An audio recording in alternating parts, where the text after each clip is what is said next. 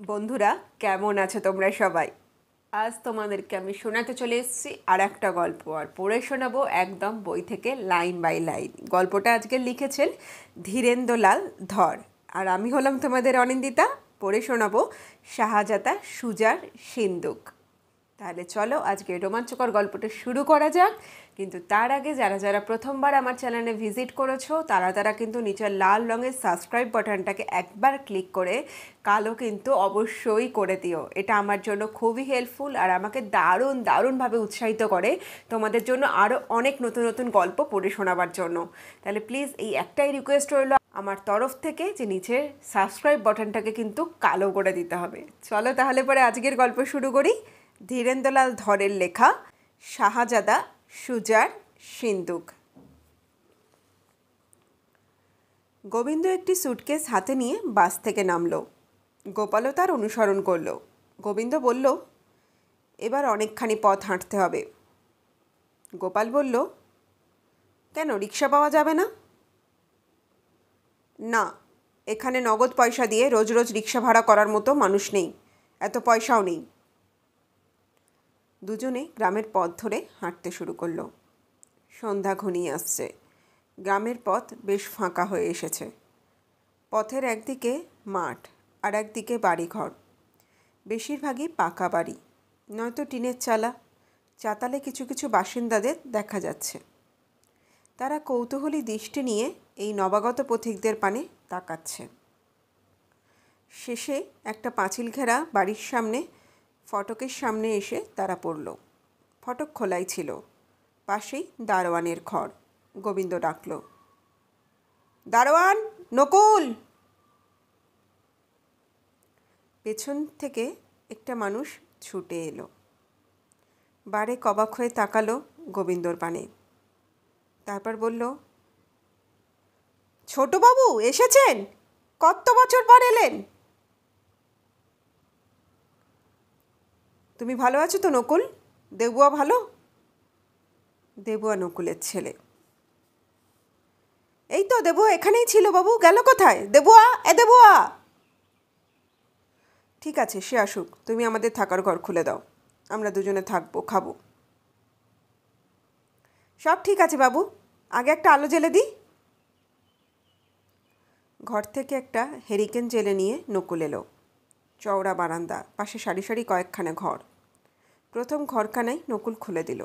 বলল, আজ এই ঘরেই থাকুন বাবু, কাল পছন্দ মতো ঘর দেখে নেবেন। বড় ঘর, অর্ধেকটা জুড়ে তক্তাপোষ পাতা, তার ওপর একখানি শতরঞ্জি গোটানো রয়েছে। পাশে একটা টেবিল, একখানা বেতের ইজি চেয়ার আর একটা লম্বা বেঞ্চি। নকুল বলল, ঘরটা একটু ঝাড়মুছ করে দিই, আপনারা বাইরে একটু দাঁড়ান। দুজনে বারান্দায় বেরিয়ে এলো। বাইরে তখন অন্ধকারে গ্রামের স্তব্ধতা নেমে এসেছে। 10 মিনিটের মধ্যে ঘর সাফ হলো। ঘরের মধ্যে ওরা এসে জামা কাপড় বদলাচ্ছে। এমন সময় দেবুয়া এসে পড়ল, বছর 5-এর এক যুবক। নকুল বলল, দেবুয়া, ছোটবাবু এসেছেন, মুখ ধোয়ার জল তুলে দে। দেবুয়া অবাক হয়ে তাকালো। ছোটবাবু? গোবিন্দ বলল, হ্যাঁ, আমি আর আমার সঙ্গী, আমরা এখন এখানে 2-10 দিন থাকব। বেশ তো বাবু, বেশ। গোবিন্দ ও গোপাল বারান্দার অন্ধকারে দাঁড়িয়েছিল। একসময় নকুল এসে বিস্কুট আর চা দিয়ে গেল। তারপর পাশের ঘরখানা খুলে অন্ধকারের মধ্যেই দোকানে স্টিলের চেয়ার বের করে এনে পেতে দিলে। বললে, বাবুরা বসুন, আলোটা নিয়ে আসি। গোবিন্দ বলল, আলোর দরকার নেই, এই অন্ধকারই বেশ লাগছে। গোপাল বলল, ওদিকে তো গ্রামের ঘরে ঘরে আলো জ্বলছে, আর এই বাড়ি থেকে এই ভুতুরে অন্ধকার। নকুল বলল, লোকেরা এই বাড়িটাকেই ভূতের বাড়ি বলে ছোটবাবু।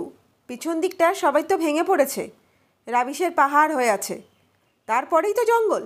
ওই পোড়ো বাড়িতে রাত বিরেতে মানুষ দেখা যায় না বাবু। বড়বাবু কতবার দেখেছেন, সেই জন্যই তো তিনি একা মানুষ ওদিকটা সব বন্ধ রেখে এই ঘরখানায় থাকতেন, আমার ঘরের সামনাসামনি। তাছাড়া ওই ঘর থেকে আমার ঘর অবধি একটা দড়ি বেঁধে ঘণ্টা ঝোলানো আছে, রাতে দরকার হলে বাবু আমাকে ওই ঘন্টা বাজিয়ে ডাকতেন। আপনারাও রাতে ঘর থেকে বেরোতে হলে ঘন্টা বাজিয়ে আমাদের ডাকবেন। এই যে। নকুল ওদিকে সরে গিয়ে জানলা থেকে ঝুলানো একটা দড়িতে টান দিল। শোনা গেল দারোয়ানের ঘরে ঢং ঢং করে ঘন্টা বাজছে। গোবিন্দ বলল, তুমি কি ভয় দেখাচ্ছ নাকি নকুল?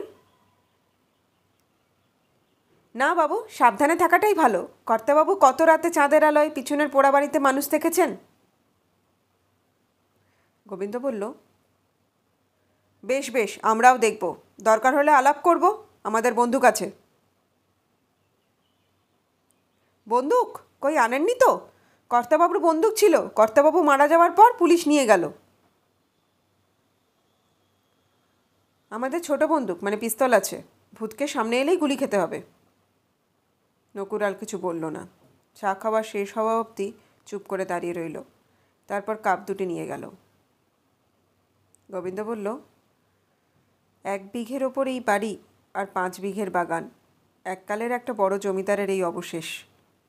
এখন কয়েকটা দিন এখানে থেকে সব বিলি ব্যবস্থা করে যাই। কাজের ভিড় থেকেও কদিন ছুটি পাওয়া যাবে। ঘণ্টাখানেক পরে নকুল খাবার নিয়ে এলো। ভাত, ডিমের ডালনা আর পাঁপড় ভাজা। বলল, বাবুরা আজ এই খান, কাল সকাল থেকে মাছের ব্যবস্থা করব। দেবুয়া এলো পিছনে জলের জগ দিয়ে। খেতে বসে গোপাল সহসা প্রশ্ন করল, নকুল, তোমরা ভূত দেখেছ? রাতে অসব কথা থাক বাবু, যা শোনবার সকালে সকালে দিনে দিনে শুনবেন। তবে রাতে বাবু ঘণ্টা বাজিয়ে আমাকে না ডেকে ঘর থেকে বেরোবেন না। রাতে ঝড় উঠল। তারপরে শুরু হলো ঝমাঝম বৃষ্টি। বিছানার দিকের জানলাগুলো বন্ধ করে দিয়ে দুজনে শুয়ে পড়ল। শুতে না শুতেই ঘুম। কোনো এক সময় গোবিন্দের মনে হলো তার গায়ের ওপর দিয়ে কে যেন হাত বুলাচ্ছে। ঘুম ভেঙে গেল। চোখ মিলে দেখল সত্যি তার দেহের ওপর, বুকের ওপর একখানা সাদা হাত, 5টা আঙুল, কবজি অবধি সাদা, আলোকিত। বিস্ময় ও ভয় গোবিন্দ শুধু তাকিয়েই রইল। হাতখানি একসময় নেমে এলো তার কপালের ওপর, কনকনে বরফের মতো ঠান্ডা। গোবিন্দের সর্বাঙ্গ শিউরে উঠল। পরক্ষণেই তার পিস্তলটার কথা মনে পড়ল। বালিশের তলাতেই তো সেটা আছে। কিন্তু বালিশের তলায় হাত দিয়ে পিস্তল পেল না। তারপরেই দেখলে সেই সাদা হাতখানি পিস্তলটি ধরে তার পানে তাক করছে। সর্বনাশ, পিস্তলে তো গুলি ভরা আছে। পরক্ষণেই পিস্তলের মুখ খুলে গেল। খোলা জানলা দিয়ে বাইরের পানে শটশট করে 2টো গুলি চালিয়ে দিয়ে হাতখানি পিস্তলটাকে টেবিলের ওপর ফেলে দিলে। তারপরেই হাসির শব্দ। সঙ্গে সঙ্গে হাতখানি মিলিয়ে গেল। এতক্ষণে গোবিন্দ যেন কিছু সচেতন হলো। টর্চের কথাটা মনে এলো। বালিশের পাশ থেকে টর্চ টেনে নিল, জ্বালালো। গোপালও তখন উঠে বসেছে। বলল, ব্যাপারটা কি হলো? টেবিলের ওপর হ্যারিকেনটা মিটমিট করে জ্বলছিল। গোবিন্দ এবার সেটাকে বাড়িয়ে দিল। ঘরের দরজা যথারীতি বন্ধ।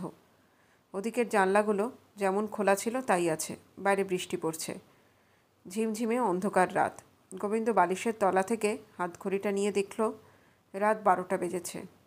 এই দুপুর রাতে ঘরে ভূতের হাত। গোবিন্দ বলল, হাতখানা আমার কপালে রেখেছিল, ঠান্ডা বরফের মতো। গোপাল বলল, ভূতে বিশ্বাস করতাম না, কিন্তু আজ বিশ্বাস করতে হলো। কিন্তু ভূত তো ছায়া। সেই ভূত পিস্তল তুলে নিয়ে গুলি চালালো। কিন্তু আলোচনা করে এসব ব্যাপারের ফয়সালা করা যায়। হারিকেনটা কমিয়ে দিয়ে দুজনে আবার শুয়ে পড়ল। কিন্তু ঘুম তখন আর চোখে নেই।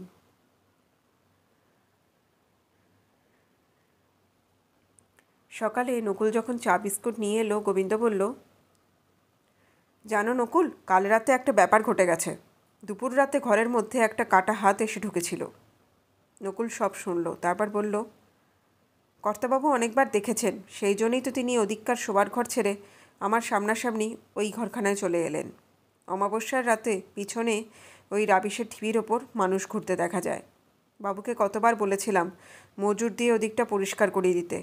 তা বাবুর বয়স হয়েছিল, আর কিছু করার সামর্থ্য ছিল না। তুমি কিছু দেখেছো কখনো? ওই রাবিশের ওপর মানুষের ছায়া আমি অনেকবার দেখেছি। রাতে তো আমরা ওদিকে কেউ যাই না। চা খাওয়া শেষ করে গোবিন্দ বলল, চল গোপাল, পেছন দিকটা একবার দেখে আসি। বারান্দা পার হয়েই একটা উঠানের মতো, তারপর অনেকখানি জায়গা জুড়ে একটা দোতলা বাড়ির ভগ্নাবশেষ। রাবিশের ঢিপি, ভাঙা থামের মাথায় ছাদ ধসে পড়েছে। গোবিন্দ আশপাশ দিয়ে একটু ভেতরে যাওয়ার চেষ্টা করছিল। দেবুয়া এসে পড়ল, বলল, বাবু, এক গাছা লাঠি না নিয়ে যাবেন না। মাস দুই আগে একটা সাপুড়ে এসে 4টে গোখরো সাপ এখান থেকে ধরে নিয়ে গেছে। গোবিন্দ আর এগোলো না। গোপাল বলল, একটা ভালো সম্পত্তি পেয়েছো, ভূতের বাড়ি, সাপের বাসা। গোবিন্দ বলল, অনেক জমি বেচে দিলেই টাকা পাবো। এদেশের আগেকার অনেক জমিদার বাড়িরই এই অবস্থা। চলো আশপাশটা একবার ঘুরে দেখে নিই। দেবুয়া বলল, বাগানের ভেতর ঢুকবেন না বাবু, এখন তো সব জঙ্গল হয়ে আছে। বর্ষা গেল, এবার সব সাফসুপ করব। বাইরে থেকেই দুজনে বাড়ির চারপাশ ঘুরে দেখল। 5 বিঘের মতো বাগান, পাঁচিল দিয়ে ঘেরা। বাড়ি ভেঙে পড়ে গেল, পাঁচিলটা ঠিক আছে। দেবু বলল, কর্তাবাবু পাঁচিলটা তদারক করতেন, বছর বছর সারাতেন। বলতেন, পাঁচিল চলে গেলেই জমি বেহাত হয়ে যাবে, গাছের ফল হয়ে যাবে বেওয়ারিশ। যা 2-10 টাকা আসছে তাও আর আসবে না। বড় বড় থামের মাথায় ভেঙে পড়া টুকরো টুকরো খিলান। ভাঙা ছাদ বাইরে থেকে নজরে আসে। সেই সব ঢিবি ঢিবি রাবিশের মধ্যে একটা বিশেষ চাতাল নজরে আসে। 3 তলা অবধি সিঁড়ি উঠে গেছে। সিঁড়ির মাথায় 2-10 জন মানুষ দাঁড়াবার মতো একটা চাতাল। সেকালের দুর্গের একটা পর্যবেক্ষণ তোরণ যেন। গোবিন্দ জিজ্ঞাসা করল, দেবু, ওই চাতালটার ওপর ওঠা যায়? কেন যাবে না? আমি তো রোজই বিকেলে উঠি, বাগানটার ওপর নজর রাখার জন্য। ওদিককার রাস্তাটা আমি পরিষ্কার করে রেখেছি। এখনই যাবেন তো চলুন না। তখনই দেবু, গোবিন্দ ও গোপালকে সঙ্গে করে সেই পর্যবেক্ষণ তোরণে এসে উঠল। বলল, আমরা এটাকে বলি দর্শনী চাতাল। এখান থেকে আপনি এই জমিদার বাড়ি, বাগান, সারা গ্রামখানাই দেখতে পাবেন। আমার বাবু এখানে বসে থাকতে খুব ভাল লাগে। চাতালের ওপর 3 ফুট পাঁচিল দেওয়া আছে। গোবিন্দ ও গোপাল পাঁচিলের পাশে দাঁড়িয়ে দেখতে লাগলো। আগাগোড়া গ্রামখানা নজরে আসে। পথ, হাটের মাঠ, এদিকে জমিদারের বাগান, তারপরে এই ভাঙা বাড়ির মতো রাবিশের ঢিবি। সহসা গোবিন্দের নজরে পড়ল একটা ঢিবির পাশে একটা মানুষ যেন পড়ে আছে। বলে উঠল, গোপাল, একটা মানুষ পড়ে আছে না ওই ঢিবিটার পাশে? গোপাল দেখে শুনে বলল, তাই তো মনে হচ্ছে। দেবুয়া দেখ তো। দেবুয়া দেখল, দেখি তত্তর করে নেমে গেল চাতাল থেকে। গোবিন্দ এবং গোপালও নেমে গেল তার পিছু পিছু। দেবু আগেই ঢিবিটার কাছে পৌঁছে গেল। বলল, বাবু, এ তো খুন হয়ে গেছে। খুন হয়েছে? কে? এখানকার চৌকিদার ধনুয়া। তখনই দেবুয়া সাইকেল নিয়ে থানায় ছুটল। দারোগা এলো। এনকোয়ারি হলো। দারোগা বলল, গুলি করে মেরেছে। কিন্তু এই ভাঙা বাড়িতে ধনুয়াকে গুলি করলো কে? কেন? তারপর দারোগা প্রশ্ন করল, আপনাদের কোনো বন্দুক বা পিস্তল আছে? গোবিন্দ বলল, আমার পিস্তল আছে। আমি পুলিশ কোর্টের উকিল। কয়েকটা মামলায় আমি খুনিকে ধরে দিয়েছিলাম। তখন আমাকে খুন করার ভয় দেখানো হয়েছিল। সেই সময় আত্মরক্ষার জন্য লালবাজার থেকে আমাকে পিস্তলের লাইসেন্স দেয়। আসামি ধরে দিয়েছিলেন? আপনি কি গোয়েন্দাগিরি করেন বুঝি? নির্দোষ মক্কেলকে বাঁচাবার জন্য মাঝে মাঝে গোয়েন্দাগিরি করতে হয়। পিস্তলটা একবার দেখান। গোবিন্দ পিস্তলটা বের করে দেখালো। দারোগা দেখে শুনে বলল, আপনি কতদিন আগে গুলি চালিয়েছিলেন? কাল রাতে। তবে কি আপনার গুলিতে চৌকিদার মারা গেছে? না, গুলি আমি চালাইনি, তবে পিস্তল ছোড়া হয়েছে। মানে? তবে শুনুন। গোবিন্দ গত রাত্রের ঘটনা বলল। দারোগা হাসল, বলল, ভূতের হাত, রাত 12টায় ঘরে এলো, পিস্তল ছুঁড়ে গেল, এ তো আজগুবি ব্যাপার। এ কথা তো বিশ্বাস করা শক্ত। আজগুবি নয়, আমরা দুজনেই দেখেছি, আমরা দুজনেই ওকালতি করি। এখন অবস্থা যা দেখছি, এই বাড়িতে কখন কি ঘটবে কিছু ঠিক নেই।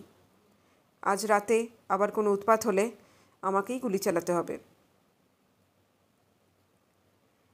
এই ভাঙা বাড়িতে এসব ব্যাপার কেন ঘটলো এটাই তো আশ্চর্য। যাক, করোনারের আদালতে আপনি পিস্তলটা নিয়ে যাবেন। দারোগাবাবু ময়নাতদন্তের জন্য লাশ নিয়ে চলে গেলেন। গোপাল বলল, ভাবলুম তোমার জমিদারিতে বসে কয়েকটা দিন নির্ঝঞ্ঝাটে আরাম করব, তা আর হলো না দেখছি। গোবিন্দ ও গোপাল আজ পালা করে খানিক রাত জাগবে ঠিক করেছিল। গোড়ার দিকটায় গোবিন্দই জেগেছিল। ঘর অন্ধকার করে রাত জেগে বসে থাকা সহজ নয়, অনেক দিনের অভ্যাস থাকা চাই। বসে বসে ঝিমুনি আসেই, গোবিন্দও ঝিমুচ্ছিল। কোনো এক সময় গায়ে কে যেন জল ছিটিয়ে দিল, গোলাপ জল। গোবিন্দ চমকে উঠল। চোখ মেলেই দেখে সামনে মাথার কাছে একখানি সাদা হাত। তর্জনী ও বুড়ো আঙুলটি অর্ধচন্দ্রের মতো কাঁপছে। সাঁড়াশির মতো এগিয়ে আসছে তার গলাটা টিপে ধরার জন্য। ধীরে ধীরে কপাল অবধি নামল, এবার গলায় নেমে এসেছে। গোবিন্দ প্রথমে নিষ্প্রন্দ হয়ে গিয়েছিল, এবার যেন সম্বিত ফিরে পেল।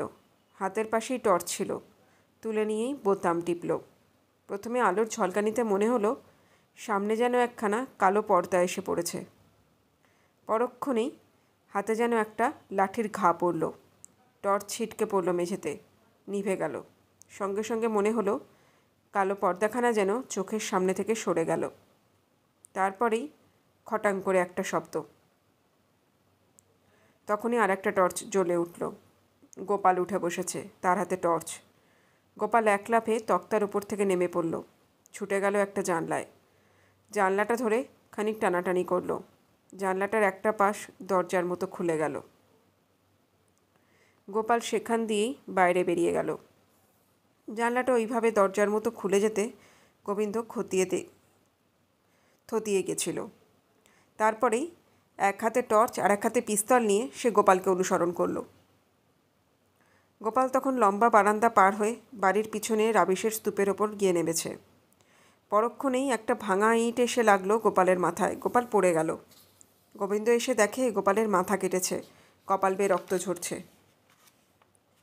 গোবিন্দ চারপাশে টর্চের আলোটা একবার ঘুরিয়ে নিলে, কেউ কোথাও নেই। তখন গোপালের হাত ধরে উঠল, উঠে এসো। ঘরে এসেই সে দড়ি টেনে ঘণ্টা বাজালো। মিনিটখানেক পরেই সাড়া এলো, যাচ্ছি বাবু। ফার্স্ট এড বাস্কটা সঙ্গেই থাকে। রক্ত মুছিয়ে বেঞ্জুইন দিয়ে পটি বাঁধতে বেশি সময় লাগলো না। জানলাটা দেখে নকুল বলল, জানলা যে এমন হয় তা আমরা জানতাম না। এই জানলা দিয়েই তাহলে এ ঘরে মানুষ ঢুকে কর্তাবাবুকে ভয় দেখাতো। এই ভয় পেয়েই কর্তাবাবু শেষ অবধি মারা গেলেন। আমরা ভাবতুম ভূতের উপদ্রব। দেবুয়া বলল, এতদিনে বোঝা গেল মানুষ ভূত। গোবিন্দ বলল, বড় সমস্যা একটা মিটল, কিন্তু আর একটা প্রশ্ন তো রয়েছে। কারা এই বাড়িতে দিনের পর দিন এইভাবে উপদ্রব চালাচ্ছে এবং কেন? তাদের এখানে কী স্বার্থ আছে? গোপাল বলল, শুধু ভয় দেখানো নয়, একটা মানুষ অবধি খুন হয়েছে। কিছু বড় স্বার্থ আছে, সেইটা আমাদের জানতে হবে। সেই ঘরে বাকি যতটুকু পালা করে পাহারা দিয়েই তারা কাটালো। পরদিন সকালে তাদের প্রথম কাজ হলো জানলাটার পাল্লায় তালা দেওয়ার ব্যবস্থা করা ও ওই ঘরে আর কোনো জানালা অমন আছে কি না সেটা দেখা। সেখানে অ্যালোপ্যাথিক ডাক্তার নেই। প্রবীণ হোমিওপ্যাথি বলাই সামন্তের হাত যশ খুব। সকালে দেবুয়া তাকে নিয়ে এলো। তিনি দেখে শুনে ওষুধ দিলেন, বললেন ভয়ের কিছু নেই, দিন দুই বিশ্রাম নিলেই শরীর ঠিক হয়ে যাবে। তারপর কথায় কথায় বলাইবাবু বললেন, আপনারাই বুঝি এখন এই বাড়ির মালিক হয়েছেন, তাই এইসব রাবিশ পরিষ্কার না করালে এখানে আপনারা থাকবেন কি করে? এ তো ভুতুরে বাড়ি, সাপের বাসা। এই সম্পত্তিতে তো মশাই এখন আয়ের চেয়ে ব্যয়ের ব্যাপারটাই বেশি। সদরের এক মারোয়ারি কদিন আপনার মামার কাছে ঘোরাঘুরি করছিল, বলেছিল এখানে একটা কোল্ড স্টোরেজ করবে। তখন বলেছিলাম বেচে দিন। তা আপনার মামা বললেন পৈতৃক ভিটে বেচবো না, এ বিশাল ভাঙা বাড়ি থেকে লাভ কি? গোবিন্দ বলল, আমি ভেবেছি এই বাড়ি ঘর বাগান মাদার টেরেসা বা ভারত সেবাশ্রমকে দিয়ে দেব কোনো আশ্রম করার জন্য। খুবই ভালো কথা, বেচে টাকাটা তাদের দিলেও অনেক কাজ হয়।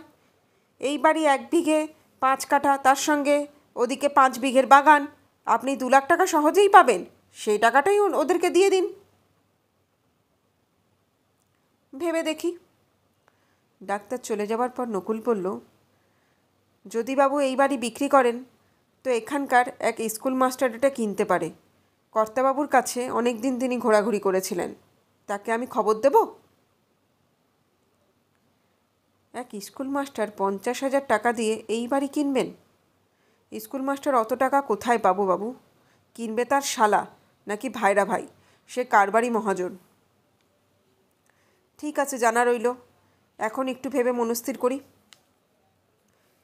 তারপর নির্বিবাদে 3টি রাত কেটে গেল। কোনো গোলমাল নেই, ভূতের উপদ্রব নেই। গোবিন্দ নকুলকে বলল, ভূতের আসা যাওয়ার পথ বন্ধ হয়ে গেছে, আর ঘরে ভূত নেই। নকুল বলল, কিন্তু বাবু, রাতে তো ওই রাবিশের ওপর দিয়ে মানুষকে চলাফেরা করতে আমি দেখেছি, আমার ছেলেও দেখেছে। গোপাল বলল, তারা ভূত নয়, তারা দুষ্টু লোক।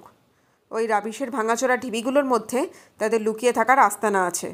আমার মাথায় যে লোকটা ইঁট মারল, সে ইঁট মেরে লুকালো কোথায়, সেই আড্ডাটা আমাদের খুঁজে বের করতে হবে। পরদিন সদরে চৌকিদারের মৃত্যু সম্পর্কে ময়নাতদন্ত হয়ে গেল। গোবিন্দ, গোপাল, নকুল ও দেবুকে পুলিশ গাড়ি করে নিয়ে গিয়েছিল। তদন্তের নিষ্পত্তি হলো, চৌকিদারের ধান জমি নিয়ে শরিকানা গোলমাল ছিল। সেই শরিকের কেউ চৌকিদারকে খুন করে রাজবাড়ির পোড়ো জমিতে ফেলে গেছে। চৌকিদার খুন হয়েছে দেশি পিস্তলের গুলিতে। এই ধরনের পিস্তল জোগাড় করে মানুষ খুন করা আজকের দিনে হামেশাই ঘটছে। পুলিশকে খুনির সন্ধান করতে হবে।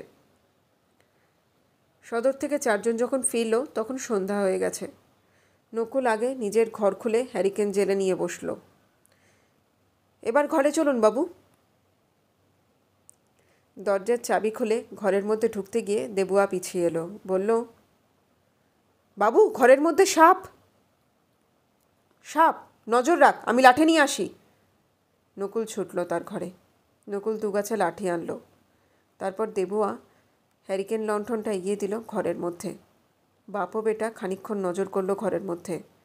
তারপর দেবুয়া বলল, ওই যে খাটের পায়ে জড়িয়ে আছে। সাপ যখন একবার নজরে এসে গেছে তখন সেটাকে মারতে গ্রাম্য মানুষের বেশি দেরি হলো না। 1.5 হাত লম্বা একটা কেউটে সাপ। নকুল বলল, এত বছর এখানে আছি বাবু, কিন্তু এই ঘরের মধ্যে কোনো দিন সাপ দেখিনি। বাইরে অত রাবিশ জঞ্জাল থাকতে ঘরে সাপ আসবে কেন? কোনো দুষ্টু লোক ঘরে সাপ ছেড়ে দিয়ে গেছে বাবু। আমি কাল এক সাপুড়েকে দেখেছি হরিমুদির দোকানে, আজ সকালেও সে ছিল। আমি কালই একবার তার খোঁজ নেব। কিন্তু পরদিন সকালে গাঁয়ের কেউ আর সাপুরের খোঁজ দিতে পারল না। সকালবেলা দেবুয়া যখন ভাত দিতে এলো বলল, বাবু, কাল রাতেও আমি ওই বাড়ির পেছনে ভাঙা থামের আড়ালে, তারপর দর্শনী চাতালে চাঁদের আলোয় মানুষের নড়াচড়া দেখেছি। আজ সারা দুপুরটা আমি ভাঙাচোরা ওই রাবিশের মধ্যে ঘুরে দেখব। গোবিন্দ বলল, এতদিন দেখিসনি? খেয়াল করিনি বাবু। কর্তাবাবু তো সারাটা গ্রীষ্মকাল মাঝরাত অবধি বারান্দায় বসে থাকতেন। মারা যাবার মাস 2-3 আগে ভূতের কথা বলতেন। বুড়ো মানুষের কথা আমরা অত গ্রাহ্য করিনি, কিন্তু এখন তো দেখছি মানুষ ভূত। এই ভাঙা বাড়ির কোথায় একটা আড্ডা গেড়েছে। এখন 2-4 দিন সব ঘুরে ঘুরে দেখব। দুপুরে দেখা গেল দেবুয়া 1 গাছা লাঠি নিয়ে পেছনের ভাঙা বাড়ির রাবিশের ঢিবিগুলোর ওপর দিয়ে ঘুরছে। ঘোরাফেরা শেষ করে বিকেলের দিকে দেবুয়া দর্শনী চাতালের ওপর গিয়ে বসল।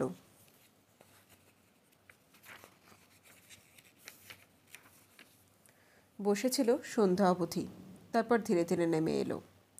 নিচে একটা ঢিবির পাশ কাটাচ্ছে এমন সময় কে যেন তার কাঁধে হাত রাখল। দেবুয়া চমকে উঠল। মুখ ফিরিয়ে দেখে পাশে দাঁড়িয়ে আছে মুখে রুমাল বাঁধা এক সন্ডামার্কা লোক। চোখ আর কপাল ছাড়া কিছুই দেখা যায় না। ডান হাতে একটা পিস্তল সামনে তুলে ধরেছে। দেবুয়া ভয় কেঁপে উঠল।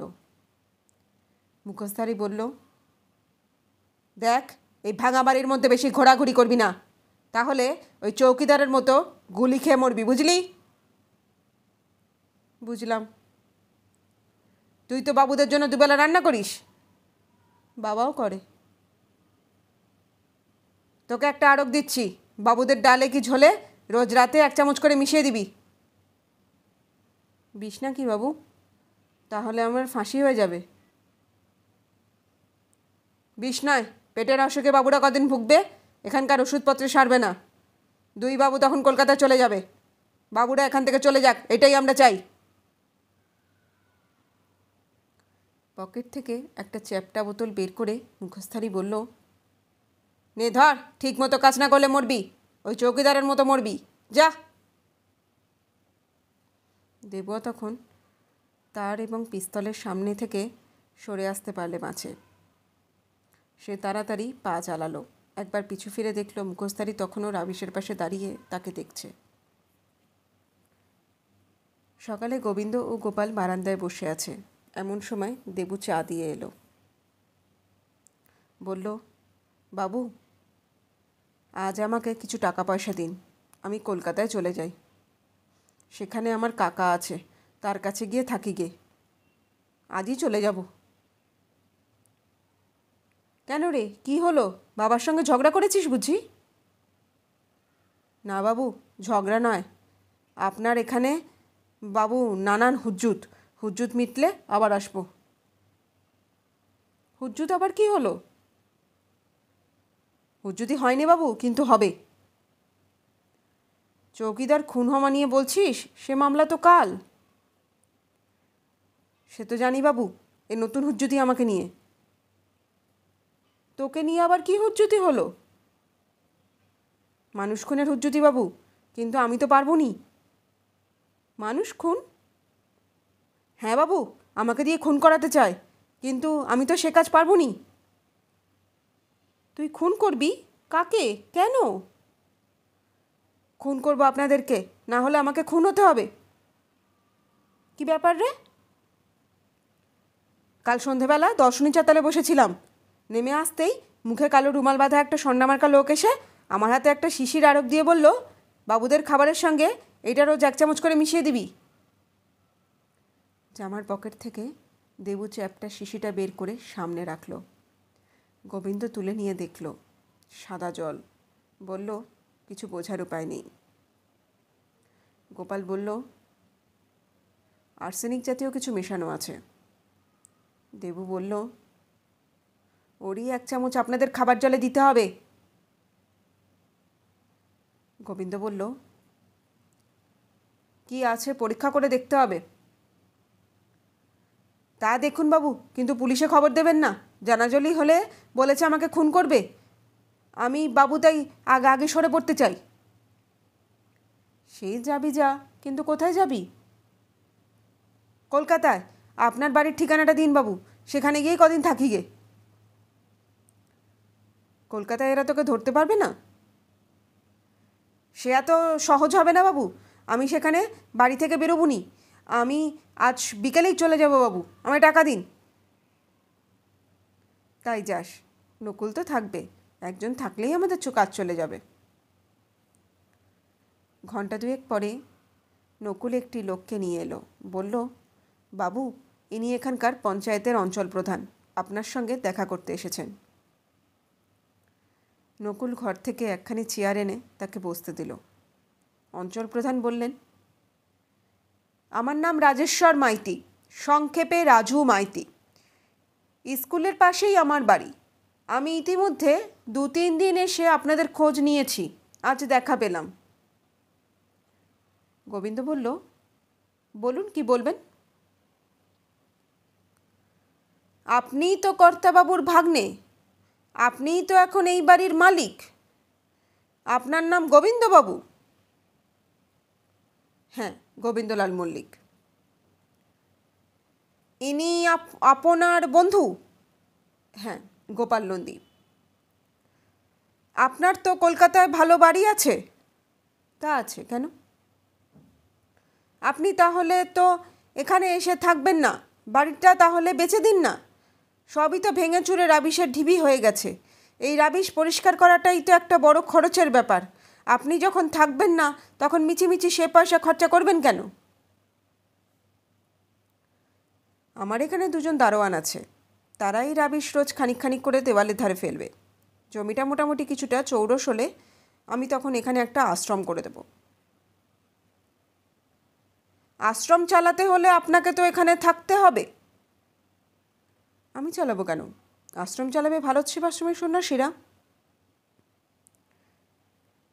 আমি একটা অন্য কথা বলতে এসেছিলাম। আপনি এটা বিক্রি করে দিন, আমার হাতে খদ্দের আছে। টাকাটা আশ্রমে দিন, তারা অনেক কাজে লাগাতে পারবে। এখানে আমার এক আত্মীয় একটা হাস্কিং মিল আর কোল্ড স্টোরেজ করাতে চায়। সে আপনাকে সেজন্য ভালো দাম দেবে। এমন রাস্তার ওপর এতটা জমি এখানে তো আর কারো নেই। আমি তো খতিয়ান দেখেছি, বাড়ি আছে 1 বিঘা আর জমি আছে 5 বিঘা। 25 কাঠা জমি আর খান 5 ঘর, এর জন্য কি দাম নেবেন?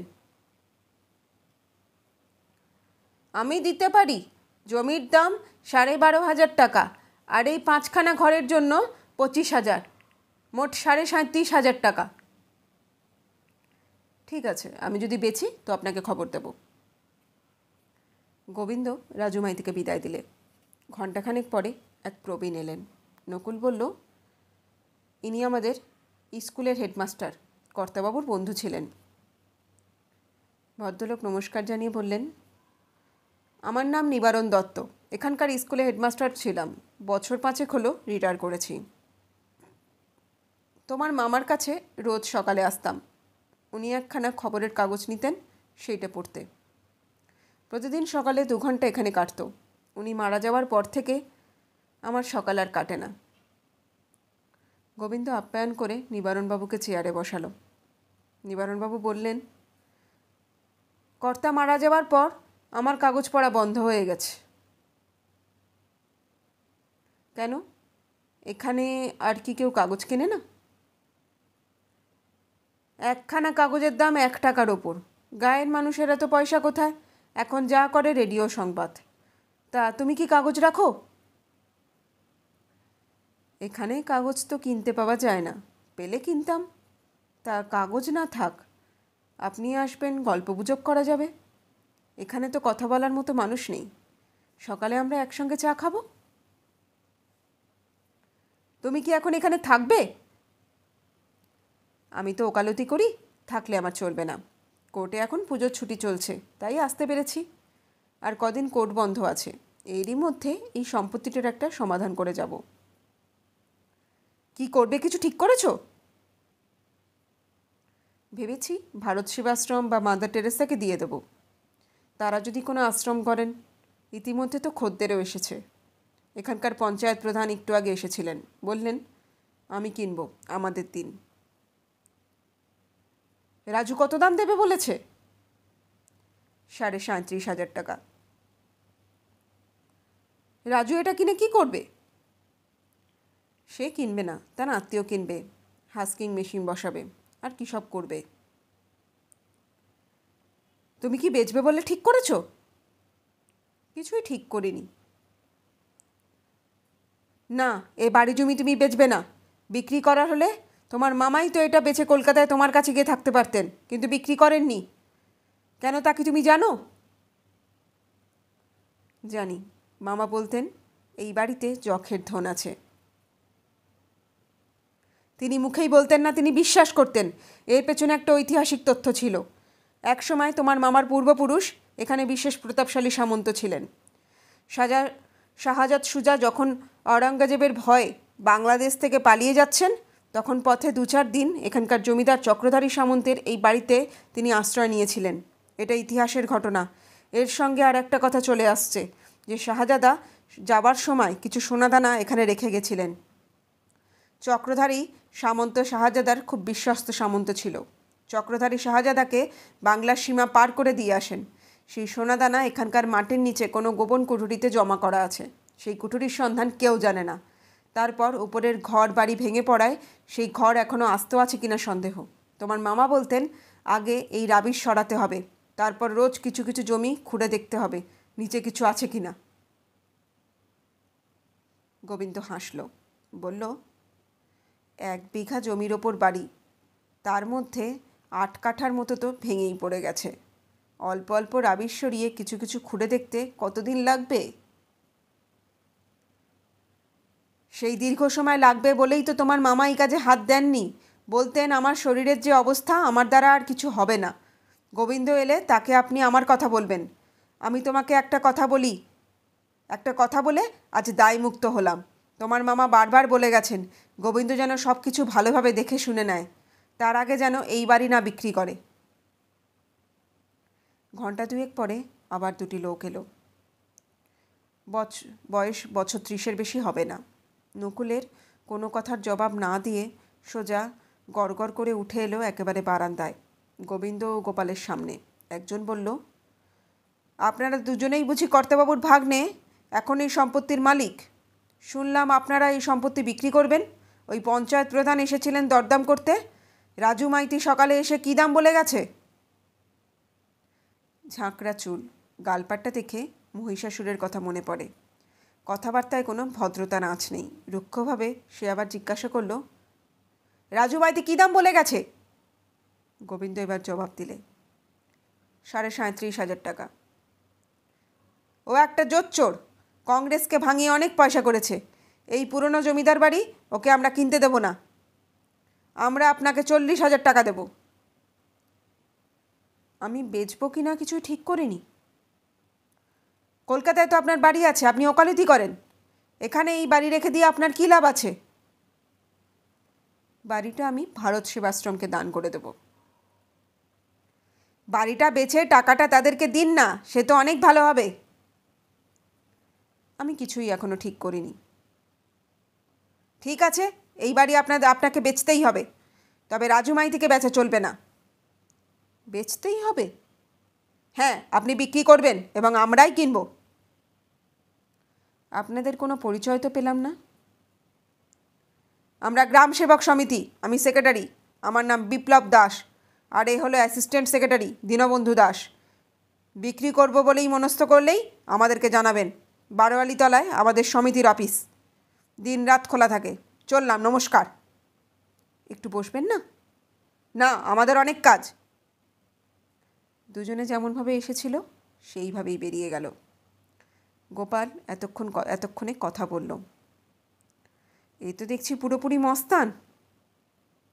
গোবিন্দ বলল, মস্তান হোক, রাজু মাইতি ভদ্রভাবে যে দাম বলেছিল এরা রুক্ষভাবে তার চেয়ে অনেক বেশি দাম বলে গেল। খদ্দের হিসেবে তো এরাই ভালো।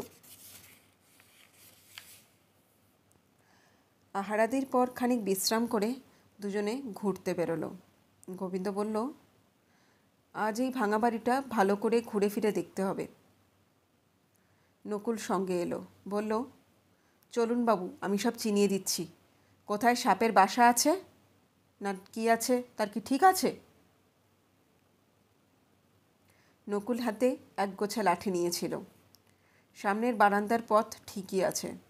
নকুল বলতে শুরু করলো, এই যে সারি সারি পরপর ঘর দেখছেন, এইটা ছিল কাছারি বাড়ি। এর খানচারে কাস্ত আছে, বাকি সবই ভেঙে পড়েছে। এরই প্রথম ঘরখানায় কর্তাবাবু ছিলেন, এখন আপনারা আছেন। এর শেষে 2খানা ঘর ভেঙে পড়েছে। এখানে দুষ্ট প্রজাদের আটকে রাখা হতো, কয়েদ ঘর। তারপর চলুন যাই পেছন দিকে, ওটা অন্দরমহল। এখন ভেতরে যাবার মতো পথ নেই, সবই ভেঙে পড়েছে। ওইখানেই বাবুরা থাকতেন, মায়েরা থাকতেন। ওই যে দোতলা যাবার ভাঙা সিঁড়ি দেখছেন, ওরই পাশে একখানা বড় ঘর ছিল, মালখানা। পাইক বরকন্দাজদের লাঠি, সরকি, বল্লম, টাঙ্গি সব ওখানে মজুদ থাকতো। কয়েকটা গাদা বন্দুকও ছিল, আমি দেখেছি। তারপর ওই পিছন দিকে সারি সারি ঘর, ওগুলোয় থাকতো কত পাইক। তা আমি তো বাবু এক সময় এনাদের 50-60 জন পাইক দেখেছি। পূজার মহাষ্টমীর দিনে, দোলের দিনে তারা রায় বেশে ও ঢালির লড়াই দেখাতো। গোপাল বলল, তুমি তো পুরনো লোক, তুমি কখনো খেলা দেখাওনি? আমি তো বাবু মালি, লাঠি ধরতে জানি, তবে ডাকাতে খেলা, হাড়োয়া খেলা জানি না। রাবিশের ওপর দিয়ে ভেতরে যাবার কোনো পথ নেই, দেখারও কিছু নেই। রাবিশের ঢিবিগুলোকে পাশ কাটিয়ে তারা ঘুরে এলো দর্শনী চাতালের পাশে। গোবিন্দ বলল, এইখানে খানিকক্ষণ বসে থাকি, পোড়োবাড়ির এই চাতালটাই সবার সেরা। দুজনে চাতালের ওপর উঠে গেল। নকুল বলল, আমি যাই বাবু, আমার তো কাজ রয়েছে। চাতালে বসে থাকতে ভালো লাগে। এখান থেকে সমস্ত গ্রামটি চারপাশ থেকে নজরে আসে। জমিদার বাড়ির এটাই ছিল তখন গ্রামের ওপর পর্যবেক্ষণ তোরণ। গ্রামের মধ্যে যাই হোক না কেন এখান থেকে নজরে আসবে। সেকালের জমিদারের এইরকম একটা তোরণের খুবই প্রয়োজন ছিল।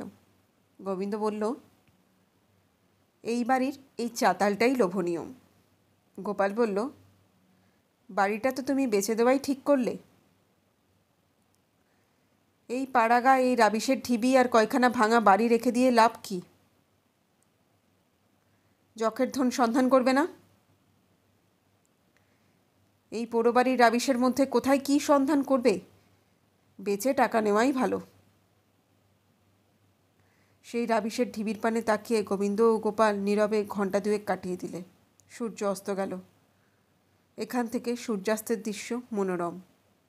ঠিক সেই সময় দুটি লোককে দেখা গেল ওদিকের পাঁচিলের ওপর। ওদিকে ভাঙা পাঁচিলের গায়ে বোধহয় খাঁজ ছিল। তারা সেই খাঁজে পা দিয়ে এদিকে এসে নামল। তারপর সেই রাবিশের ঢিবির মধ্যে অগ্রসর হলো। খানিকটা দেখা গেল, তারপরেই তারা অদৃশ্য হলো। গোবিন্দ বলল, ভাঙা বাড়ির মধ্যে গিয়ে ঢুকলো। ওরা কে? ওখানে গেলই বা কোথায়? খানিকক্ষণ দেখি। বেশিক্ষণ বসে থাকতে হলো না। অন্ধকার ঘনিয়ে ওঠার পরে দেখা গেল মানুষ দুটি বেরিয়েছে। ছুটে বেরিয়ে এসেছে বলেই মনে হলো। তারপরেই দেখা গেল তাদের পেছনে আরও দুজন। সেই আবছা অন্ধকারে তারা ছুটছে, দুজন আগে দুজন পেছনে। পেছনের মানুষ দুটি বোধহয় আগের মানুষ দুটিকে তাড়া করেছে। তারা পাঁচিলের ধারে চলে গেল। তারপর পাঁচিল পার হলো। গোবিন্দ বলল, চলো এবার নামি, ওইখানটায় গিয়ে দেখতে হবে। গোপাল বলল, টর্চ নিয়ে বেরোয়নি, অন্ধকারে কি দেখব? বুঝতেই তো পারলাম আগের দুটি লোককে পেছনের দুজন তাড়া করেছে। গোবিন্দ বলল, আসতে দেখলাম দুজনকে, কিন্তু বেরোলো চারজন। ওখানে তাহলে নিশ্চয়ই একটা আস্তানা আছে, ওটা দেখতে হবে। আজ রাতে আর দেখতে আসবো না, কাল দিনে দিনে দেখব। চাতাল থেকে তারা নেমে এলো। ঠিক সেই সময় বাইরে বোমা ফাটার শব্দ হলো পরপর দুবার। ভাঙা বাড়ির ঘরের দেওয়াল সেই শব্দে কোথাও কোথাও ভেঙে পড়ল। কোনো কোনো ভাঙা ঘরের ছাদ থেকে কয়েকটা টালি বর্গা খসে পড়ল। মিনিট দশেক পরে নকুলকে সঙ্গে নিয়ে গোবিন্দ ও গোপাল বাড়ির বাইরে পাঁচিলের পাশে গিয়ে দাঁড়ালো। টর্চের আলোয় দেখা গেল দুটি মানুষ সেখানে পড়ে আছে, দুজনেই রক্তাক্ত। দেখতে দেখতে সাইকেল নিয়ে পল্লীর কয়েকজন যুবকও এসে পড়ল। তারা হেলথ সেন্টার থেকে তখনই কম্পাউন্ডার বাবুকে ধরে আনলো। বলল, এখানে পাশ করা ডাক্তার নেই, কম্পাউন্ডার বাবুই সব কাজ চালান। তাতে সারলে সারলো, মরলে মরল। কম্পাউন্ডার বলল, একজনকে কিছুই করার নেই, সে শেষ হয়ে গেছে। আর একজনের আমি ব্যান্ডেজ বেঁধে দিচ্ছি। তারপর সদর থেকে ডাক্তারবাবু এসে যা হোক কিছু করবেন। গোবিন্দ বলল, সদর হাসপাতাল তো তৃণকোষ, ডাক্তারবাবু এখন আসবেন কি? একজন বলল, আসতে হবে, ইনি গ্রামের পঞ্চায়েত প্রধান, চাষাফুসা তো নন। পঞ্চায়েত প্রধান রাজু মাইতি? গোবিন্দ টর্চের আলো ফেললে রক্তাক্ত মুখখানির ওপর। হ্যাঁ, রাজু মাইতিই তো, ইনি দুপুরে এসেছিলেন বাড়িটা কিনতে। যাক, সাইকেল নিয়ে ছেলেরা ছুটল সদর হাসপাতালে। গোবিন্দ বলল, দুখানা খাটিয়া জোগাড় করো, এই লোক দুটিকে আমাদের বাড়ির মধ্যে নিয়ে চলো, একজন তো মারা গেছে। সেও যাবে, না হলে এখানে তো শেয়ালে খেয়ে যাবে। তখনই দড়ির খাটিয়ে এলো। দুজনকে তুলে আনা হলো জমিদার বাড়ির বারান্দায়। রাজু মাইতির জ্ঞান ছিল, বলল, জল খাবো। জল পান করে সে গোবিন্দকে কাছে ডাকলো। ধীরে ধীরে বলল, দর্শনী চাতালের নিচে শাহজাদা, বলতে বলতে হাঁপিয়ে উঠল। গোবিন্দ বলল, বুঝেছি, কথা কইবেন না। রাজু বলল, আমার এখনই শেষ। ঘণ্টাখানেকের মধ্যে স্কুটারে ডাক্তারবাবু এসে পড়লেন। রাজু মাইতি তখন আর বেঁচে নেই। রাতে দুই বন্ধুতে পরামর্শ হলো। রাজু মাইতি মৃত্যুকালে চাতালের নিচে ঘরের কথা বলে গেছে। চাতালের নিচে কোথায় কী ঘর আছে একবার দেখতে হবে। রাতে আর কিছু করার দরকার নেই, কাল দিনে দিনে দেখতে হবে। কিন্তু দেখতে আর হলো না। সকালে চা বিস্কুট খেয়ে বেরোবার আগের দিনের সেই লোক দুটি এসে পড়ল। বলল, আপনাদের সঙ্গে কথা বলতে এলাম। রাজু মাইতির তো খতম হয়ে গেছে, এখন এ বাড়ির একমাত্র খদ্দের আমরা, কিন্তু সেই জন্য এই বাড়ির দর আমরা কমাবো না। 40,000 দেবো বলেছি, তাই দেব। আপনি আমাদেরকে দলিল করে দিন, আমরা লেখাপড়া নিয়ে এসেছি। দুখানা টাইপ করা কাগজ তারা সামনে ধরল। গোবিন্দ বলল, এখনই সই করতে হবে? হ্যাঁ, শুভ কাজে দেরি করতে নেই। টাকা? টাকা 3-15 মধ্যে আপনাদের কাছে কলকাতায় পৌঁছে দেব। টাকা ছাড়াই বাড়ি বিক্রি হয়ে যাবে? নিজেদের রক্ষা করার জন্য তাই করতে হবে, নইলে বোমা খেয়ে মরতে হবে। চোখের সামনে দুজনকে দেখলেন তো, আপনাদেরও ওই অবস্থাই হবে।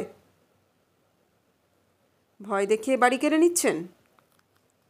না, ঠিক 15 দিন পরে আপনাকে আমি 40,000 টাকা নগদ কলকাতায় পৌঁছে দেব। আজ দুপুরে আহারাদি সেরে 12টার পরে আপনারা বিদায় হন, অন্যথায় বিপদে পড়বেন। গোবিন্দ বলল, প্রাণের ভয় বড় ভয়। আপনারা দুটোকে খুন করলেন, আর দুটো খুন করতে কিছু বাঁধবে না। আমরা চলেই যাব। এই ভাঙা বাড়ির জন্য খুন হতে রাজি নই, তবে টাকাটা যেন শেষ অবধি পাই। নিশ্চয়ই পাবেন, এখন সই করে দিন। তখনই কাঁচা দলিলে গোবিন্দ সই করে দিল। বলল, কোর্টে স্ট্যাম্প ছাড়া তো পাকা হবে না। সে টিকিট আজই লাগিয়ে নেব। আপনার কলকাতার ঠিকানাটা আমাদের দিয়ে যান। গোবিন্দের কাছে ভিজিটিং কার্ড ছিল, একখানা বের করে দিল। লোক দুটি ফটক পার হবার আগেই গোবিন্দ হাঁক দিল, নকুল, ভালো রান্না কর, আজ এবেলা খাওয়া দাওয়ার পরেই আমরা চলে যাব। দুপুর 2টোয় গোবিন্দ ও গোপাল বাসে উঠে বসল। লোক দুটি বাস স্ট্যান্ডে দাঁড়িয়েছিল। গোবিন্দ তাদেরকে শুনিয়ে বলল, হাঙ্গামা হুজ্জুতির মধ্যে কেন যাব? তার চেয়ে কলকাতায় অনেক আরামে দিন কাটবে। এই বাড়ি তো কোনোদিনই আমার ছিল না, এখনও থাকবে না। গোবিন্দ রেল স্টেশনে এসে নামল বটে। সামনেই কলকাতা ট্রেন দাঁড়িয়েছিল। গোবিন্দ সেদিকে গেল না। গোপাল ও গোবিন্দ দুজনে গেল বাজারের দিকে। বাজারে ঘন্টা 2 ঘুরল। তারপর একটা দোকানে ভালোভাবে কচুরি সিঙ্গারা সন্দেশ খেয়ে নিল। তারপর ফিরে যাবার শেষ ভাঁজ ধরল। ঘন্টা 2 পরে যখন বাস এসে নামল, তখন গা জনবিরল হয়ে এসেছে। চাঁদর আলো ছড়িয়ে পড়েছে। গাছের আড়ালে দুজনে দ্রুত পা চালালো। জমিদার বাড়ির ফটক খোলাই ছিল। একটু ফাঁক করে দুজনে ঢুকলো ভেতরে। দারোয়ানের ঘরে নকুল রান্না করছিল। বলল, আমরা ফিরে এসেছি নকুল, তুমি রান্না শেষ করে তাড়াতাড়ি খেয়ে নাও, তারপর বেরোবো। দুজনে নকুলের ঘরে ঢুকে বসল। ঘণ্টাখানিকের মধ্যেই নকুলের খাবার দাওয়া শেষ। আলোটা নিভিয়ে দিয়ে তারা বেরিয়ে পড়ল। ভাঙা বাড়ির পাশ দিয়ে তারা এলো দর্শনী চাতালে। চাতালের সিঁড়ি দিয়ে তারা উঠল না, ঘুরে গেল পেছন দিকে। এতবার এখানে এসেছে, কিন্তু এখানটায় কখনো আসেনি। সেখানে দেখল একটা বড় আকারের খিলান। চোখে পড়ল সেই খিলানের ভেতর দিকে আলো জ্বলছে। কথার আওয়াজ কানে এলো। অন্ধকারে তারা উঁকি মেরে দেখল দুটো লোক দাঁড়িয়ে, তারাই কথা বলছে। গোবিন্দ বলল, এখানে নয়, আমরা একটু তফাতে থাকি গে। সামনেই ভাঙা বাড়ির ঘর ও বারান্দা। তিনজনে সেইখানে উঠে গেল। রুমাল দিয়ে ধুলো ঝেড়ে সবে একটু বসেছে, এমন সময় দুটো লোককে দেখা গেল। তারপরেই চিৎকার শোনা গেল, আবার তোরা এসেছিস? দেখলি, দুটো জান গেল, তবু তোদের জানের ভয় নেই? ভিতরের লোক দুটি চমকে উঠল। টর্চ হাতে নিয়ে বেরিয়ে এলো। তাদের টর্চের আলোয় এদিকের বারান্দায় এসে পড়ল। গোবিন্দরা তাড়াতাড়ি ভাঙা থামের আড়ালে সরে এলো। দর্শনী চাতালের নিচে তখন চিৎকার শুরু হয়েছে, তোদেরকে এখানে আসতে বারণ করেছিলাম, দুটো জান খতম হয়ে গেল, তবু এসেছিস? তুই যে জন্য আসছিস আমরাও সেই জন্য আসছি। আমি আসছি, এখন এটা আমার বাড়ি। আজ আমি এ বাড়ি কিনেছি, আমার পকেটে দলিল আছে, কাল সোমবার রেজিস্ট্রি হবে। এই ভাঙা বাড়ির আবার মালিককে? আমরা সব হদিশ পেয়েছি, সেটা না নিয়ে আমরা ছাড়বো না। সে তোরা কিছুই পাবি না। বেশ, মাল তো বার কর, তারপর বোঝাপড়া হবে। পরে কেন, এখন বোঝাপড়া খতম করছি। লোকটি তখনই পকেট থেকে একটা বোমা বের করে বক্তার মুখের ওপর ছুড়ল। বোমা ফাটল, মানুষটি শুয়ে পড়ল। তার পেছনে যে সঙ্গীটি ছিল সে তখনই পকেট থেকে পিস্তল বের করে শট শট করে দুটো গুলি চালিয়ে দিল। অব্যর্থ লক্ষ্য। এদিকে দুজনেই ধরাশায়ী হলো। এবার লোকটি ছুটল দেওয়ালের দিকে। গোবিন্দরা তো স্তব্ধ। 1 মিনিটে চোখের সামনে 3টে মানুষ খুন হলো। গোবিন্দ বলল, চল ওদের এবার দেখি গে। ওরা এগিয়ে এলো। গোবিন্দ প্রথম লোকটির পকেটে হাত দিয়ে দেখল সত্যিই দলিলটা রয়েছে। সেটা নিজের পকেটে রাখল। তারপর প্রত্যেকের টর্চগুলো নিল। বলল, চলো, এখনই হয়তো চৌকিদার এসে পড়বে, আমাদের দেখলে আমাদেরকেই খুনি বলবে। 3 জনে চলে এলো। এদিকের বাড়ির বারান্দায় নকুল ঘর খুলে দিল। নকুল আলো জ্বালালো। তারপর বলল, বাবু, আজ আমি একলা শুতে পারবো না, আজ এই ঘরেই শোবো। শুবি তো শো, তবে মনে রাখবি বোমার শব্দে আমাদের ঘুম ভেঙে গেছে, আর কিছুই আমরা জানি না। সদ্যলব্ধ টর্চ 4টে গোবিন্দ সুটকেসে ভরল। তারপর বারান্দায় এসে দাঁড়ালো। ঘণ্টাখানেক কেটে গেল, কেউ এলো না। গোপাল বলল, মিছিমিছি রাত জেগে লাভ নেই। গায়ের মানুষ এখন রাত বেরাতে বোমা আর গুলিগালার হাঙ্গামায় বেরোয় না। যা করার কাল সকালেই করা যাবে। সকালে সূর্যোদয়ের ঘণ্টাখানেকের মধ্যেই দর্শনী চাতালের চারপাশে গায়ের মানুষের ভিড় জমে গেল। তারপর চৌকিদার এলো। ঘণ্টাখানেক পরেই সদর থেকে জিপে চেপে এলো পুলিশ। গোবিন্দ পুলিশকে বলল, বোমার শব্দ পেয়ে আমরা আর ঘর থেকে সাহস করে বেরোইনি। মিছিমিছি জখম হতে যাব কেন? জানি, যাই হোক, যা করবার সকালে আপনারা এসে করবেন। দারোগা সব শুনে বলল, এ পার্টির দলগত ঝগড়া বলে মনে হচ্ছে। তারপর পুলিশ 3টি মৃতদেহ নিয়ে চলে গেল।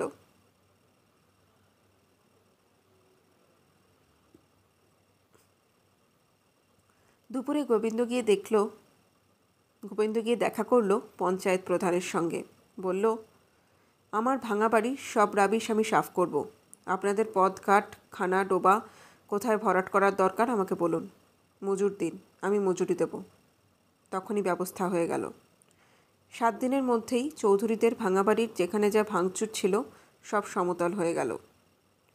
তারপরেই ফটকের সামনে সাইনবোর্ড ঝুলল, শিবনাথ শিল্পাশ্রম।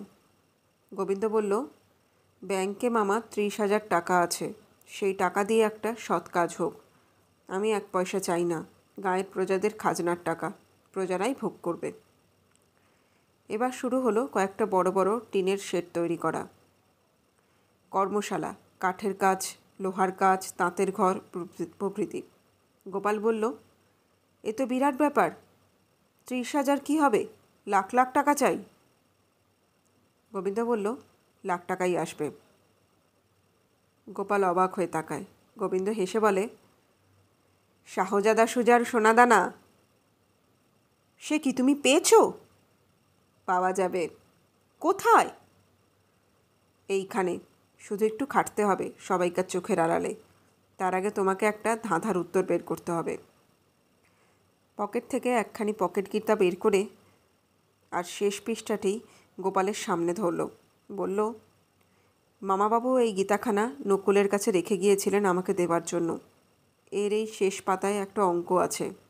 এই অঙ্কটা যদি মেলাতে পারো তাহলেই সব সোনাদানার হদিশ পেয়ে যাবে। গোপাল দেখল বইখানির শেষ মলাটের ভিতর দিকের কাগজে একটা অঙ্ক লেখা আছে।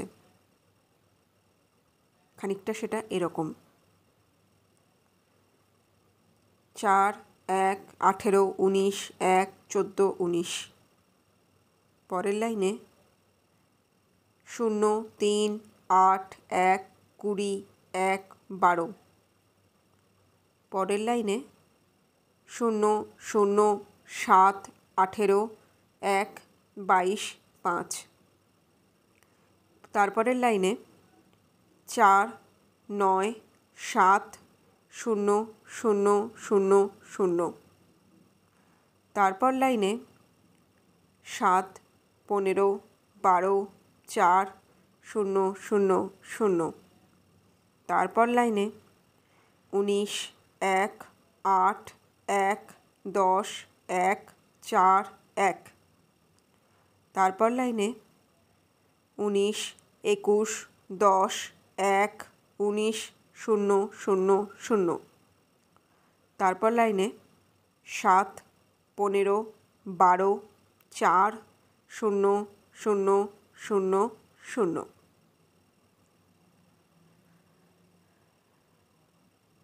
গোপাল খানিকক্ষণ অঙ্কগুলির পানে তাকিয়ে রইল। তারপর বলল, সময় চাই। গোবিন্দ বলল, আজ সারা রাত সমাধান করো, কোনো বাধা নেই। তুমি সমাধান করেছো? আমি করেছি বলেই তো তোমাকে দিলাম। তুমি না পারলে আমি তো আছি। আমার 2 ঘন্টা লেগেছে, তোমার কতক্ষণ লাগে দেখি? গোপাল তখনই পকেট বই বের করে তার সাদা পাতায় যোগ বিয়োগ গুণভাগ কষতে শুরু করলো।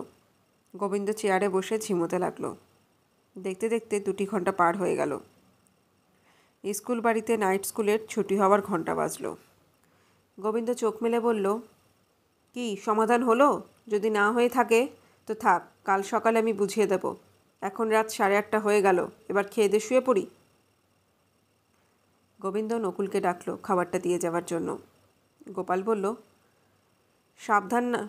সমাধান না করে আমি কিন্তু ঘুমাবো না। গোবিন্দ বলল, খাবার পর আমি বুঝিয়ে দেব। বেগুন ভাজা, ডিমের ডালনা আর খানকুড়ি লুচি খেতে আর কতক্ষণ লাগবে? খাওয়া শেষ করে গোবিন্দ বলল, ওটা এমন কিছু সমস্যা নয়। দেখো, ইংরাজিতে এ থেকে জেড অবধি 26টি অক্ষর। পরপর এক একটা নম্বর ধরো, তারপর অক্ষর সাজাও নম্বর অনুযায়ী। 4 হলো ডি, 1 হলো এ, 18 হলো আর, 19 হলো এস, 1 হলো এ, 14 হলো এন, 9 হলো আই। তাহলে 4, 1, 18, 19, 1, 14, 9 মিলিয়ে হলো দর্শনী। তারপরের শব্দ চাতাল।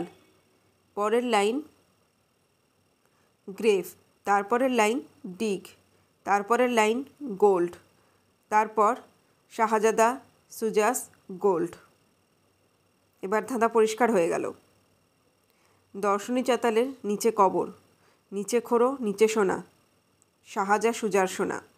ওই দর্শনী চাতালের নিচে আমরা যেটাকে কবর ভেবেছি, এই বেদিটা ভেঙে ফেলতে হবে। ওইখানে হয় সিন্ধুক আছে, না হয় কলসি আছে, কিন্তু ওইটা এখন খুঁজে দেখাই খুব মুশকিল।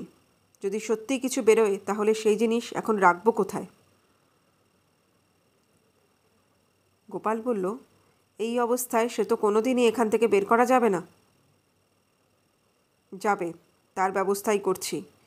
রাবিশ সাফ হলেই এখানে যে ঘরগুলি আস্ত আছে সেগুলি সারাবো, আর বাকি জমিতে বড় বড় টিনের শেড করব।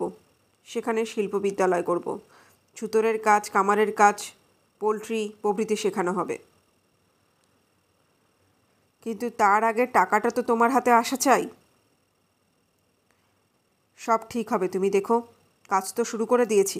লাখ লাখ টাকার মোহরের খবর পেলেই সরকারের ইনকাম ট্যাক্সের লোক এসে সবটাই টেনে নিয়ে যাবে। সেটা আমি হতে দেব না। এখানকার মানুষের টাকা এখানকার লোকের উপকারে খরচ হবে। দেখো না, আমি কাল থেকেই মিস্ত্রি লাগিয়ে দিচ্ছি।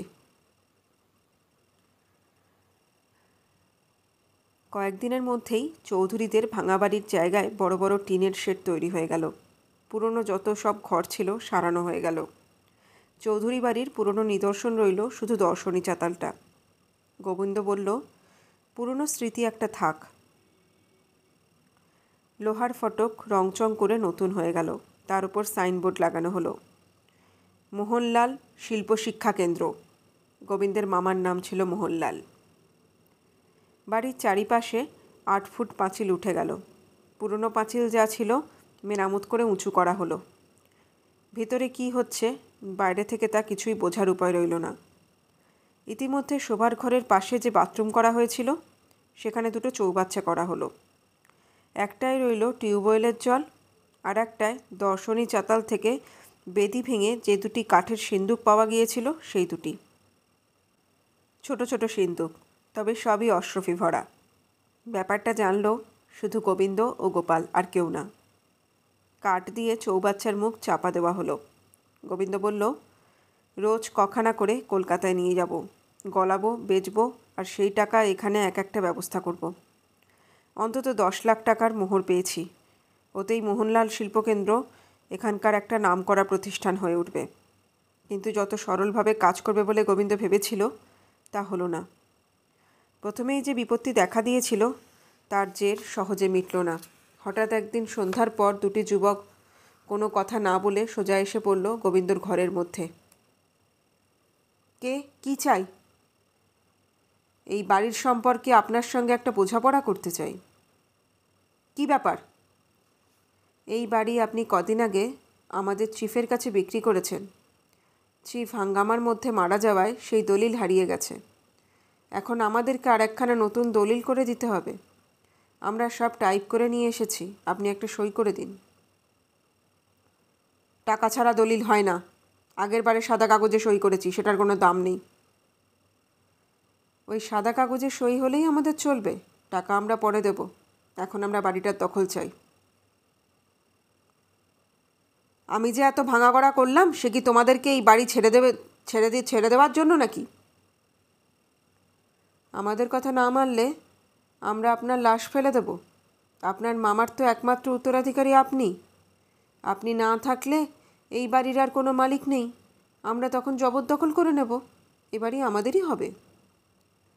আপনি জান রাখতে হলে সই করুন। কাল সকালের বাসে দুজনে কলকাতায় চলে যাবেন। আমরা তৈরি হয়েই এসেছি। দুজনেই পকেট থেকে দুটি বোমা বের করলো। তারপর বলল, এই দুটো ছেলে ভোলানো পটকা নয়, একটা ফাটাই দেখুন। সামনের প্রাঙ্গণে একটা বোমা একজন ছুড়ে দিল। সশব্দে সেটা ফাটল। দেখলেন তো, হয় সই করুন, না হয় আপনাদের ঘরেই একটা ফেলবো। নিশ্চয়ই ফেলবে। পিস্তল হাতে পুলিশ অফিসার এসে দাঁড়ালো দরজার সামনে। হাতের বোমা আর ছোড়া হলো না। দুই মস্তানকে পুলিশ ধরল। তারপর আর গল্প নেই। মস্তান দুজন দাগি আসামি, তাদের জেল হলো। এদিকে দিনে দিনে গোবিন্দের শিল্প বিদ্যালয় বিশেষভাবে জমে উঠল। বন্ধুরা, শাহজাদা সুজার সিন্দুক তাহলে এখানেই শেষ হলো গোবিন্দ আর গোপালের গল্পের সাথে। গল্পটা তোমাদের কেমন লেগেছে, কতটা রোমাঞ্চকর লেগেছে তা অবশ্যই কিন্তু আমাকে কমেন্টে জানিও। আর গল্প ভালো লাগলে এরকম আরও অনেক অনেক অনেক নতুন নতুন গল্প শোনার জন্য আমার চ্যানেলটাকে সাবস্ক্রাইব করতে কিন্তু একদম ভুলো না। নিচে লাল রঙের সাবস্ক্রাইব বাটনটা একবার ক্লিক করে ব্ল্যাক কিন্তু অবশ্যই করে দিও। এটা কিন্তু আমার জন্য খুব হেল্পফুল, প্লিজ মনে রেখো। আচ্ছা, তাহলে আজকে এখানেই বিদায় জানাচ্ছি। আজ তাহলে এখানেই বলছি টাটা। দেখা হবে আরেকটি আগামী পর্বে। তোমাদের যদি কোনো সাজেশন থাকে তাহলে সেটাও কিন্তু আমার সাথে অবশ্যই শেয়ার করো। আজ তাহলে এখানেই বলছি টাটা। সবাই ভালো থেকো।